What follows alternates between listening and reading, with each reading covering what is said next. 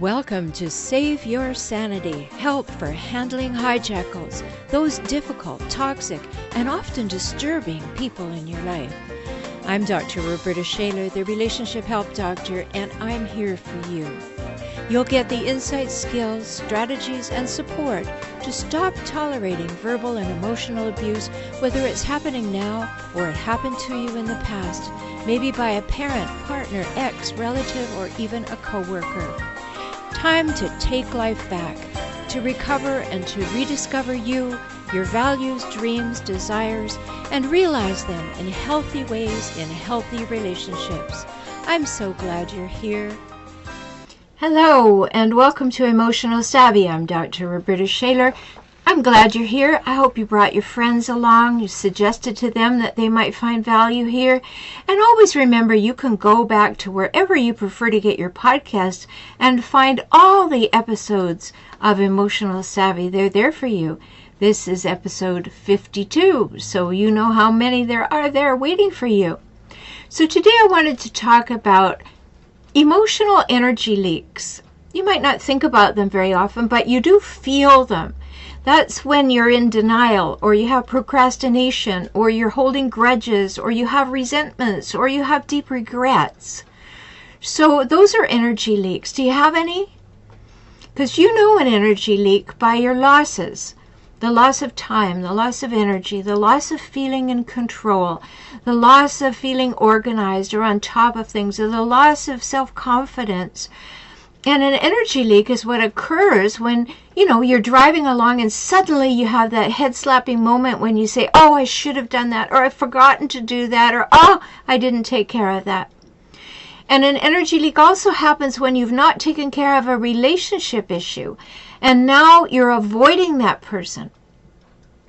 Energy leaks fall into the category of unfinished business. So let's talk about a few of them. Procrastination is a major energy leak. So is denial. And the reason many people don't deal with, or probably more likely won't deal with, this unfinished business is fear. Fear leads to doubt, which leads eventually to lack of confidence. And this can become an even bigger problem as you begin to feel out of control. And then this creates anxiety, and soon the energy leak becomes a flood. So you can have a tremendous amount of unfinished business over the years, can't you? Maybe it's time to put a stop to those emotional energy leaks. Yeah, it's going to take energy, but energy expended to stop the leaks will prevent you from drowning in that flood. And it won't be useful to build a dam. The maintenance of a dam is just another energy leak. You may have already tried to build a dam. You do that by simply denying that the problem or the issue or the request exists. So living in a fantasy world usually ends in disaster or maybe in medication. But neither of those are acceptable alternatives, are they? And it won't be much use to tread water either. You'll expend so much energy just trying to keep pace that not only do you not get anywhere, you're exhausted. You're fatigued all the time. It's dragging you down. And you're frustrated. And you're still stuck. It didn't help at all. The energy leak is still there. So procrastination, denial, any of these things, regrets, all of these things are things that are keeping you stuck and not allowing you to flow, to get flow into your life. And that's where you want to get. You want to have flow. And so the only useful approach is to have a good look at the leaks and fix them one at a time. Okay, so let's take a really obvious example. Maybe you've got an unpaid parking ticket. And you think about it often, and it's not very much money, and you think, oh, what do I have to do? Do I even know where the ticket is? And so you put it off and you put it off and you put it off until you get that one in the mail that says now it's about 86 times what you thought it was. Well, that's not a really good idea. So this is easy. If the leak is an unpaid parking ticket, all you have to do is take 5 minutes, sit down, write a check, or maybe pay it online, and then it's done. It's done. It wasn't that much. What if it's an energy leak from a relationship issue? Well, first you have to sit down and think, what changes do I want here? If a relationship is draining my energy, or there's an energy leak and an issue that is just never resolved or is ongoing, then I've got to think about that. What are the changes that I want? What part of this is my problem? What could I do differently? What do I want to do differently? How much do I value the relationship? And do your own work. Sit down and figure that out before you ever speak to the other person. And then when you do that, you can then use the technique that I talk about in my book, Kaizen for Couples, that technique of the personal weather report. Then you are ready to talk about your part in the issue. And you can put that on the table. And then you can ask the other person for their reflection on that and what they may be willing to do to change that. So you can put an end to it. You can spend the time determining what you want and then ask the other person after you've put it on the table if they're able or willing to meet you, to meet your needs, to meet you somewhere in the middle, to behave in ways that you think the relationship would prosper from. So you need to be ready to hear both yes and no. Don't ever ask a question of another human being that you're not ready to hear yes or no, because you'll just get your knickers in a twist. And that's really important. So you know you can't force someone to change, so you may have to be ready to change. Yeah, you may even have to be ready to change relationships. Or do you have issues at work? Are you in the best position for you? Are you doing the work that you have some passion for? I hope so. And yeah, we don't all have the luxury of just walking out because we're not passionate. We have children to feed, or rent to pay, or a mortgage to pay, or a car to pay. I understand that. But if you're in a job that is absolutely draining your energy all the time and you're not passionate about it, then you may not be in the right place, and you may need to be thinking about that emotional energy leak. Because if you go somewhere that you hate all day, or they're with people who are toxic or difficult, and you bring that all home with you, that will cause further energy leaks, because every time you think about it, you relive it, you re-feel it, and that's not good at all. So these leaks, if they're not well managed, if you don't actually get clear where the energy leaks in your life are and manage them well, then they are going to continue and you will feel drained. So what if it's an old issue that needs resolving? Do you need to apologize to somebody? Is something holding you back from apologizing? You don't want to lose face, or you don't know how to do it? Are you telling yourself, well, the other person wouldn't want to hear from me anyway? You're not doing this for the other person. You're doing it for you, to get rid of your emotional energy leaks. You thinking of a couple of things that you might be able to change just listening to this today? I hope so. And if you need my help, you know, you can always find me at forrelationshiphelp.com, FOR, relationship, HELP.com. So,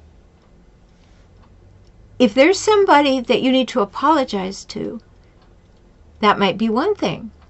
But what if there's somebody that you really want to ask their forgiveness? Are you willing to do that, or are you putting that off? That's a really big issue. Many times we don't like to ask for forgiveness because we have to look squarely at the fact that we're not happy with what we did or said. And we don't want to do that, so we put it off. And so what's it doing? It is working on the cellular level with us all the time, rewounding us, rewounding us, rewounding us.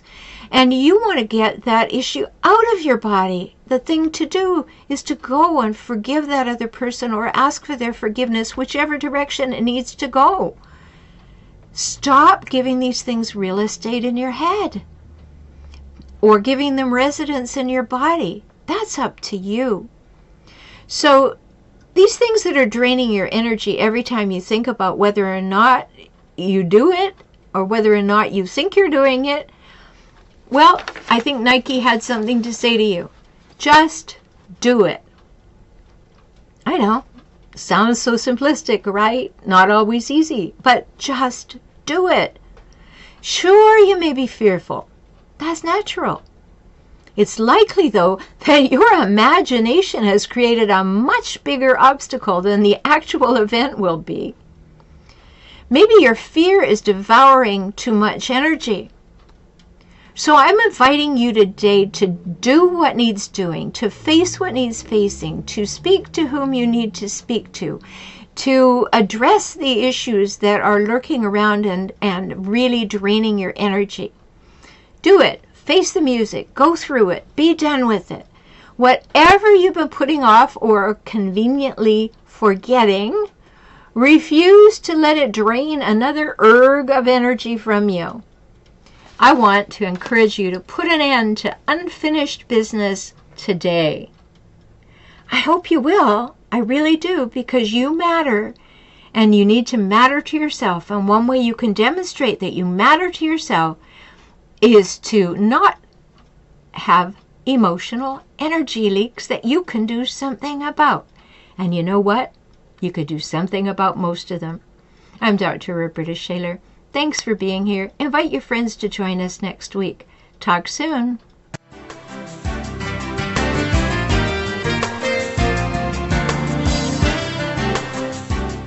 Hello, I'm so glad you're here for Emotional Savvy, the Relationship Help Show. My guest today is Brenda Adelman. Very excited to have you. Brenda, welcome to the show. Thank you so much for having me. Yes, well, I'm delighted. We've got so many things to talk about. One of the big themes today is going to be forgiveness. And if you've been in a troubled relationship, whether that's with a parent, a partner, an ex, a coworker, with whomever it may be, very important topic. We're going to dive into that deeply. We're going to talk about why it is that Brenda came to having this as a theme for her to express about it, and the many ways that she expresses, which, as you can see, the beautiful Brenda, probably no surprise to you, she has an amazing stage presence as well. So let me just tell you a little bit about Brenda. She's a critically acclaimed actor with a one-woman show, My Brooklyn Hamlet, and she has performed that for over 12,000 people. It's her life story. So we're going to hear about that in a few minutes. She speaks on the power of forgiveness and the power of stories. And she received an award that I know nothing about, so we'll talk about that. The Hero of Forgiveness Award from the Hawaii International Forgiveness Project. Now, you ready for the title of her book? Brace yourself. My father killed my mother and married my aunt. Forgiving the Unforgivable. You're going to want to run right over to Amazon and get that one. Maybe not for bedtime reading, but maybe in the morning. And so, I'm reading. So she created a 3-step forgiveness program. We're going to talk about it today, a process. And you can go to her website, freedomandforgiveness.com. Nope. Forgivenessandfreedom.com. Oh, there, see? Good thing there are two of us here. Yep. It is forgiveness first. That's when you get the freedom. So forgivenessandfreedom.com. Great. So welcome to the program, Brenda, again. Thank you again. Yeah, it's exciting. Tell us about what it is. I know everybody's just waiting to know why you wrote that book. So tell everyone what it is that caused you to focus on forgiveness. Well, clearly the title of the book, My Father Killed My Mother and Married My Aunt. I find that people don't get into this line of work unless something happens, right? Yes. And people, are affected by things differently. Some people hide, which I certainly did for a few years, but it was really through the process of learning about forgiveness and applying it that freed me, that allowed me to trust myself again, besides, forgiving my father, setting healthy boundaries. And so that's why I talk about it. And at the time, I could not find a therapist that could really hold for me in the amount of devastation and pain I was in. And so I went to school to get a master's in spiritual psychology to heal myself, not knowing that everything I learned there is what I would put into my 3-step process and be teaching and coaching on now. Well, I think you're absolutely right. I mean, I do my work because I lived it. You do your work because you've lived it. It makes us so much more able to relate and more able to feel. Mm-hmm. And it's important. So I understand what you say because, being in the therapeutic world myself, I know so many times people have gone to therapists who couldn't relate. Just couldn't relate, couldn't give them what they needed. And therefore, in an effort to do what they do well, they actually were either little help or took them in the wrong direction. Yeah, well, what I found, and I luckily had a therapist. I also went to shamans. I did everything I could to feel better. But what I found, and what I also learned when I got my master's, is that a lot of people just stay in their head. So it's like I would break down, and because the therapist wasn't comfortable in the emotion, they would get me right back into my head and thinking about it instead of knowing that healing happens through that emotion. So, yeah. Oh, absolutely. Yeah, that's unfortunate because that tells me that the therapist was uncomfortable with the depth of your emotion. Right. Yeah, and let's not be going to therapists who are uncomfortable with our emotions. Exactly. That's why we go to therapists. Exactly. Yeah, so do give us an idea of the horrendous story that occurred for you. Okay. And so I also teach people now, because I do have a one-woman show based on my life story, never expecting to do a one-person show. It evolved because I was an actress studying in one of the top classes in LA.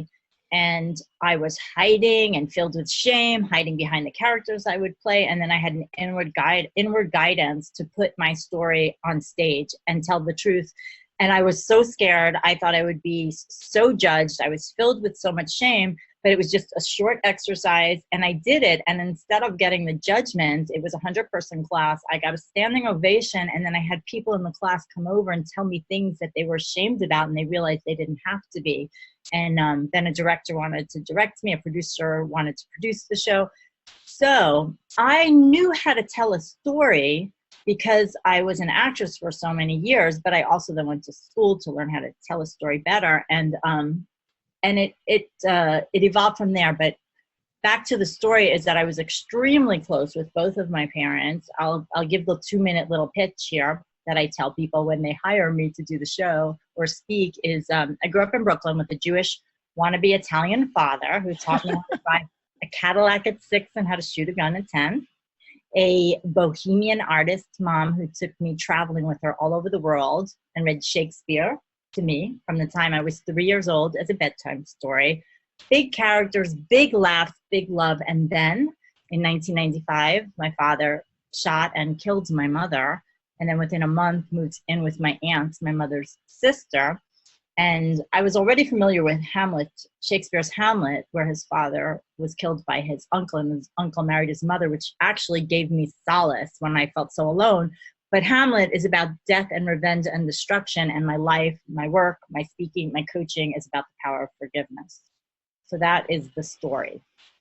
Wow. Yes, that's a lot. And it's a lot to deal with when you're young, because what experiences do you have except the ones that our parents have given us? And then we broaden our life a little bit further and, meet friends and go to school and have our community and all. But does it really set us up for dealing with something that is so devastatingly tragic and off the charts unbelievable? I mean, who would ever be thinking that that was a possibility? Well, there was so much denial, but looking back, there were so many red flags. But it's right. When you grow up in a family, you just think that's the way it is and never like I was in such denial. So in my 3-step process, the first step is moving out of denial and into acceptance of what is, because even though there were threats of gun between my father and my mother growing up, and she actually, one of the times they separated during their 30 years together, she got a restraining order. She told me he put a gun to her head. But when they got back together, I thought she must be lying, right? And so it's like when you're right in domestic violence, you don't realize like there was no hitting with my mother. It was like only after the fact, when I did all the research, did I realize my part in it too, of the denial and, you know, the gaslighting my father was doing and stuff like that. And I had to forgive both of my parents. I had to forgive my mother. It took me many years too, because oftentimes when someone dies, at least for me, I'll speak, you know, I put her up on a pedestal. And then I had to forgive her for the model she set for me, for how it's okay to be treated by someone that says they love you. And of course, ultimately knowing that she did the best she could from where she was. My parents were not conscious on the level, let's say, that I am, only because I was forced into it because the pain was so great. I think part of why I teach what I do is because I don't want the pain to be as great for other people. It's like you can actually change the course of your life now when you move out of denial, see what's happening, set healthy boundaries, things like that. Yes, and that's so important. Let's learn that lesson, everybody, today, starting today, so we don't have to wait for some pivotal experience of a horrendous nature to cause us to go, whoa, I've got two choices. I can run into denial, stay under a rock and pretend it never happened, or have to go through the treacherous journey of change. Right. And for some people, that can be a treacherous journey when it's forced, when it's not chosen. It can be treacherous even when you're calling it forward. But it's like the alternative is living a small life where you don't have joy. Like it is on the other side of that pain, you know? Well, you were talking about looking back and seeing the dysfunction that was in your family and the kinds of conversations that there were. And of course, it seems normal to us. That's all we know as children. So we're absolutely cool with that. This is my family. This is the way it goes. I don't know if cool would be the right word. Well, but like, we are as children. You know, we may be uncomfortable, but we're comfortably uncomfortable because we know the family. We know how to kind of keep ourselves in it. And we know how to bob and weave and make it all happen in here. And then something horrendous happens, and then we have, oh my goodness, I don't have that anymore. And you know, and it sounds to me like that one has been terribly difficult for you to not only lose your mother, but then this convoluted family reconstruction. What could you ever do with that on an emotional level? What did you do with it? Well, I was an adult, first of all, when my mother died, but I was super close with both of my parents. I had just moved out to LA. I was engaged. What happened was I felt, and this is all in reflecting back, I didn't know it at the time, I felt so damaged. I felt so damaged because of what happened with my parents and the shame that came forward with it. And I ended up breaking up with my fiance. I actually think now it's because I felt such a level of shame. I didn't want to be seen in all that pain. And in some weird way, he was very kind, but he saw me as a victim because he saw me completely fall apart. And in some weird way, I couldn't get out of that space while I was still with him. We're friends now, but because what happened was once I finally got the forgiveness, and like I said, I did everything like acupuncture, shaman, soul retrieval, 2-year master's degree in spiritual psychology, wrote my story, performed my story. And then that master's program really changed my life, really experientially learning forgiveness and learning to forgive myself. And when I did a lot of inner child's work too. And trusting myself. And from that place, I attracted in someone who would become my wife, actually. And we adopted a foster child. And we were together for 13 and a half years. And so I lost my mother, my father, and my brother in one night. My brother and I have since reconciled. We had different fathers. So the gist of it was that he wanted to take my father to court immediately. And I was in denial about my father, because it was so hard to like, how can I lose my dad too? But yeah, I reconstructed I created the family I wanted based on loving And, you know, we're divorced now, and my son is now 19, but it was beautiful. It was a loving relationship. And I can only do that because I stopped isolating. I started to realize that I deserved someone who really loved me, and how I could love someone who would respect me. You know, like all that modeling just was changed because I took more responsibility for what was showing up in my life. Right. And did your father go to jail? He did. But he only went to jail for the sentence, the plea bargain was 1.5 to 5 years, because the murder weapon, his gun, his .38 that he always had with him, that I learned to shoot on as a girl, disappeared. There was a 6-hour cleanup, and the gun disappeared during that time. And my brother is actually the one who agreed to the plea bargain. It went from 17 years down to 1.5 to 5 because we didn't have a murder weapon. And my brother agreed to it because the DA said that there was the possibility without the murder weapon that my father would not go to jail at all. So he ended up serving 2.5 years. And he was already married to my aunt by that time. And do you have a relationship with him now? My father died in 2004. But what happened was I had a love-hate relationship with him. I desperately wanted my daddy. I was daddy's little girl. But he only in hindsight, you know, had sociopathic tendencies, no empathy.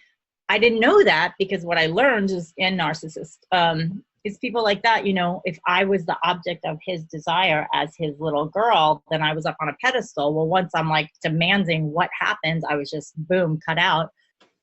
But it was, while I was in that love-hate space, trying to deny my intuition, I was so depressed. And what I ended up doing was taking him to court for wrongful death. So that's what I mean by healthy boundaries. Like, I learned to forgive him, and I stood up for myself and took him to court for wrongful death, which was actually pivotal in my brother and I reconciling. But while I took my dad to court, I practiced all the forgiveness techniques, which I now teach to others, so that when I took him to court, it wasn't out of hatred, it was out of standing up for myself. Mm-hmm. And that's a very important point for us all to realize, that compassion is here, but we don't want it to overlap with condoning behavior and enabling behavior. Right. Because, you know, I speak a lot about hijackals, which is my term for all people with personality disorders. So you're describing your father as a hijackal, which he obviously would have been, because he planned to do this. Mm-hmm. And so therefore the lack of empathy makes it possible to make such a plan. But I think that the important thing is, as we talk about the process, Brenda, because it is a long process. First of all, you want to hide under a rock. We all understand that, like make the world go away.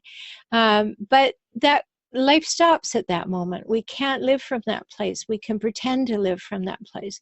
But getting much more deeply into ourselves and what life means and what we stand for and what we value and where our boundaries are and all. So I'm really happy to hear you make that distinction about, yeah, I could forgive my father, but it didn't mean I was going to condone his behavior. What happened in my life even. Although, no. You know, by taking that strong stand, he skipped town. So he made the decision to not be in my life. And then he died a few years later. Right. And you're also talking about something else that I just want to point out to you, everybody, is that when you are the child of a hijackal parent, you are likely going to have a very strong bond, like you're describing, with the opposite sex parent. And if that opposite sex parent is a hijackal, that, you know, that bond is exacerbated in different ways. And so it's very important for us to realize that. And then also what happens is that if we have a hijackal mother by any chance, what's going to happen there is she's going to be fiercely competitive with her same-sex child. Yeah, my mother wasn't like that with me. I feel like I am doing as well as I am, because she was so loving. Not that she didn't like her stuff, she did. But there was the competition a little bit when I was older. but I loved her so much, and she was so loving and so affectionate, like the opposite of how her parents were. So that's why I like, even the thing with my father is he was so loving with me. And so what I chose after knowing about all of this is, well, I'm going to still remember how I felt as a little girl, because I felt love, even if it was through how a narcissist could do it, knowing, you know, like I feel like because I got that growing up, it helped me on the healing journey, you know? Well, I think that's absolutely true. I mean, you need to take from it what allows you to sustain a sense of being loved. Right. Because whether or not he could love you, that question could be answered in a multitude of ways, but that you felt love was very, very important. Right. And we want to feel loved. We want to feel, as my colleague Gary Shaler says, we want to feel welcomed by joy. Yes.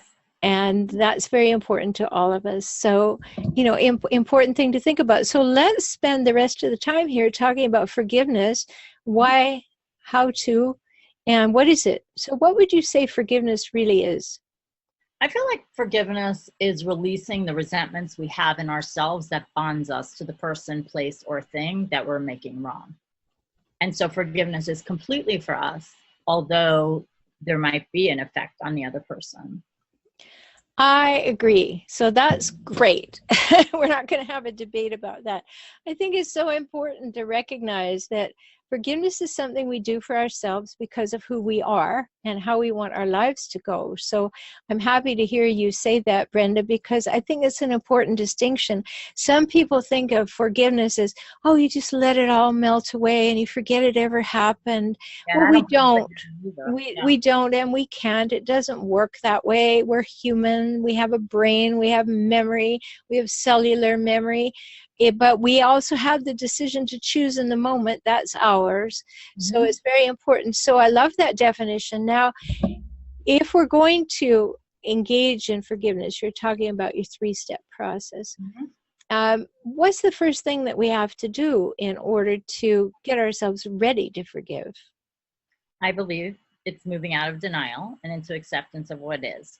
How that works for me is that, in my example versus talking about clients, is that although this does happen a lot with cheating, but for me, my father was making up some story about how they were fighting with a gun in the dark. It went off, and in my head, I'm like, well, maybe it was in the abdomen, and then I find out it's point blank range in the head.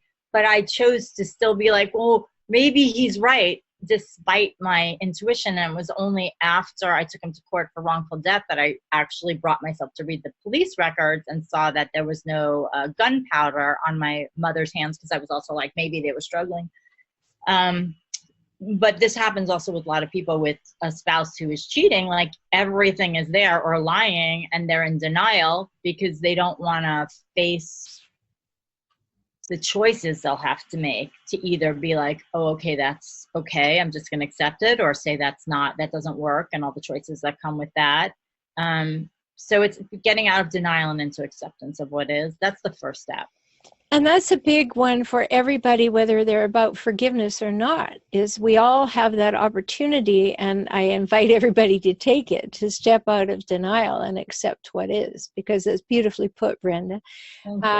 For us to embrace reality, often not comfortable, often not our preference, but such an important thing to do. So I want to say one of the exercises that are really important, because it's why I wrote my process, because I did not have this exercise for like 6 years, and it is what led me to finally be able to be free. And it was fully embracing my anger toward my father and fully embracing being a victim. Like, we try so hard to not be a victim and just be like, oh, I'm going to forgive. What I did is, well, I'm going to forgive because it's not going to change anything. But I had to first go into how freaking angry I was.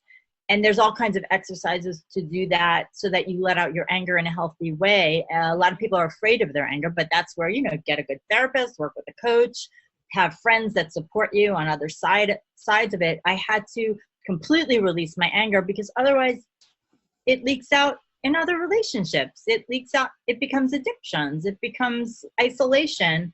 So that's really important. And that step is to release your anger in a healthy way, and keep peeling the onion. Yes, certainly keep peeling the onion. But the anger. Anger is an arousal in the body that we have to acknowledge. Things are changing in our body when we get angry. Now, a really good idea is to not say too much when you get really, really angry. Oh, like with the person. Yeah. Right. Very, very important.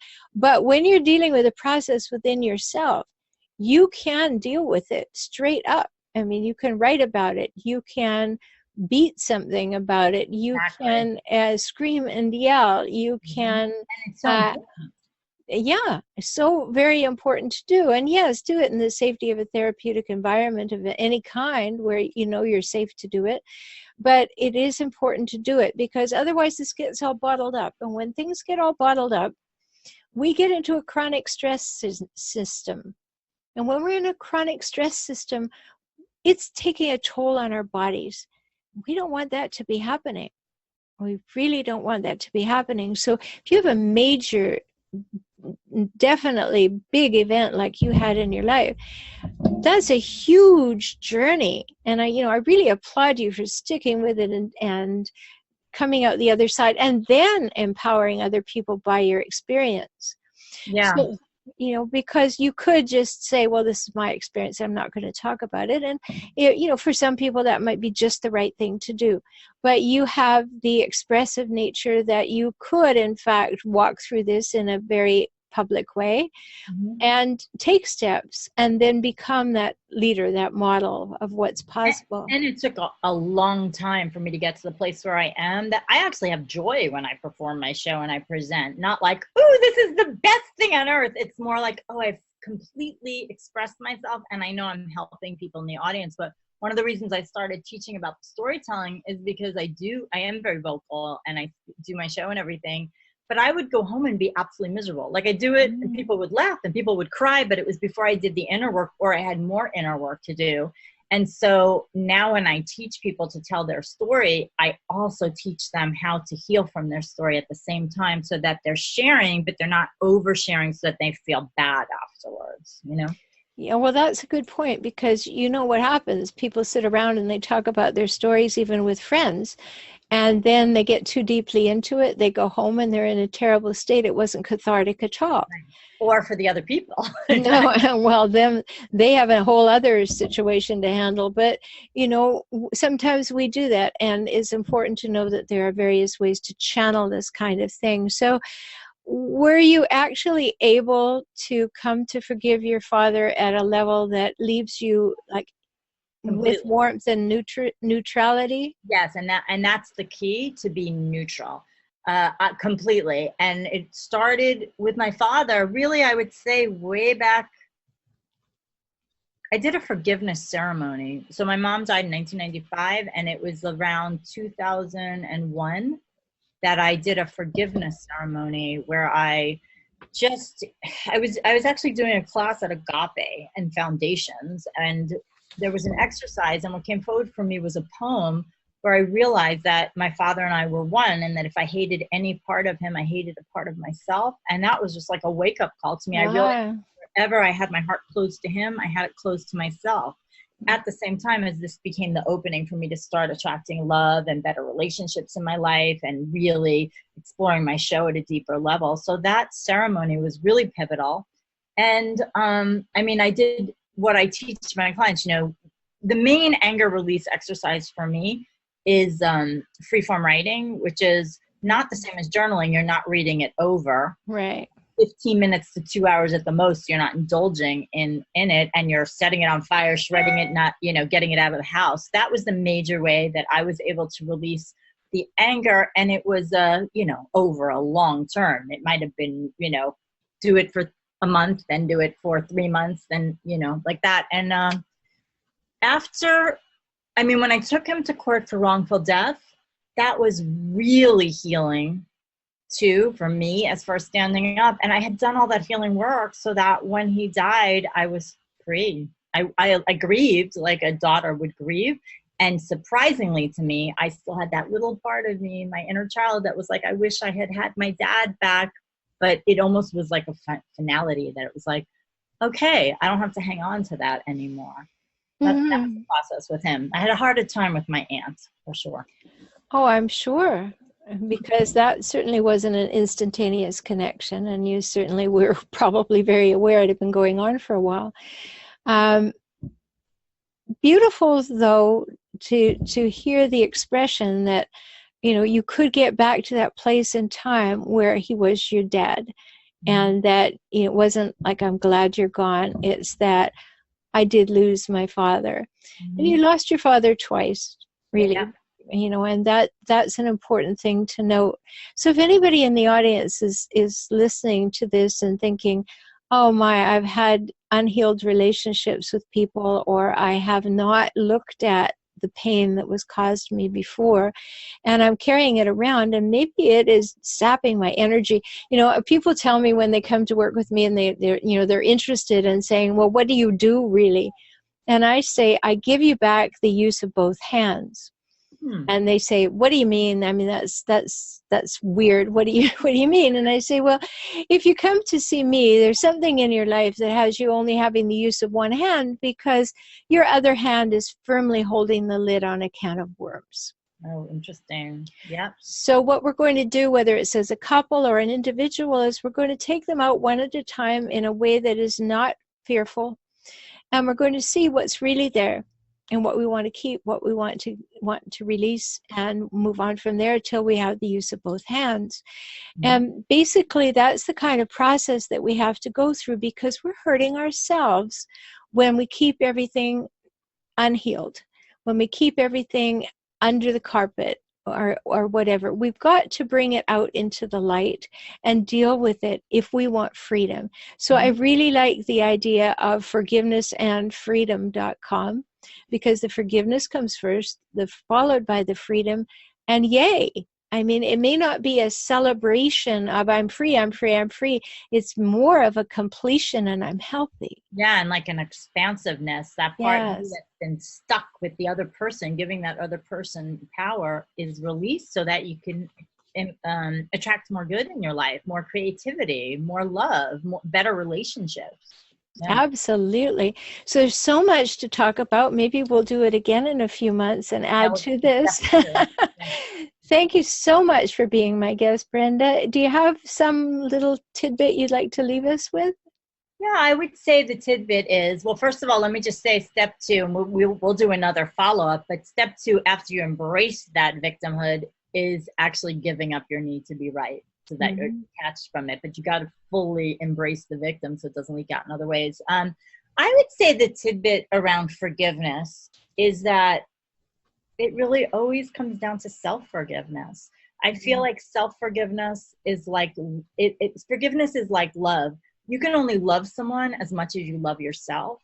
You can only receive as much love as you love yourself. And I feel it's very similar with forgiveness. You can't really forgive someone else if you can't forgive yourself. And the good news about that is, for me, I could forgive myself for being angry at myself for trusting my father. Like, that was huge for me. It's like, how am I going to attract love in when I'm so mad at myself? I can't trust myself. So it's all about self-forgiveness, and that is in our power. Excellent. So thank you for that, Brenda. My guest today has been Brenda Adelman. She is a phenomenal powerhouse of ways to help you understand how to go through difficulties and come out well on the other side, to look at your story, to look at forgiveness. So go to forgivenessandfreedom.com. And while you're there, I'm sure that you will find that she has a free ebook for you. But I'm going to put the gift, her forgiveness book is not there. Okay. Well, I'm going to put the link in the show notes. So if you're interested in her forgiveness book, she's going to gift that to you, and the link will be in the show notes for today's show. So thanks again to you, Brenda. Thank you for having me. Oh, you're so welcome. I'm Dr. Rhoberta Shaler. I'm glad you spent this time with us today on Emotional Savvy, and I look forward to hearing, seeing, and being with you sometime very, very soon. If you enjoyed this, please share it with your friends, and also come back next time. And Go to forrelationshiphelp.com if you'd like to know more about I Can Help You.